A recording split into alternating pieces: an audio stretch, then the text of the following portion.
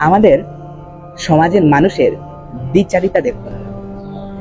বলবে আমার মেয়ের জন্য একটা দিনদার পাত্র দেখো। আপনি পাত্র দেখলেন, ছেলে দিনদার আলহামদুলিল্লাহ, বাট টাকা পয়সা কম, তাইলে তো এখানে দেওয়া যাবে না। এখানে যদি দেই তাহলে তো আমার মেয়ে সুখী হবে না। ওকে, ক্যান্সেল। নেক্সট আরেকজন পাত্র, ছেলে আলহামদুলিল্লাহ অনেক কোটিপতি, কিন্তু নামাজ কালাম কোনো কিছুই নেই, ধর্মীয় অনুমতি নাই।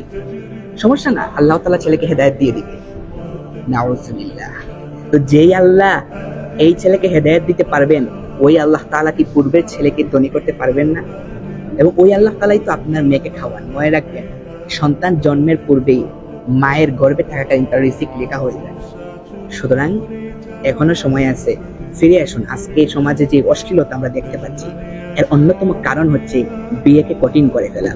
এর জন্যই প্রিয় নবীজি হাদিসে মুবারাকায় বলেছিলেন, যখন তোমাদের কাছে বিয়ের আলাপ আসবে, ছেলে ধার্মিক হবে, তার আখলাক সুন্দর হবে, মেয়ে বিয়ে দিয়ে দাও।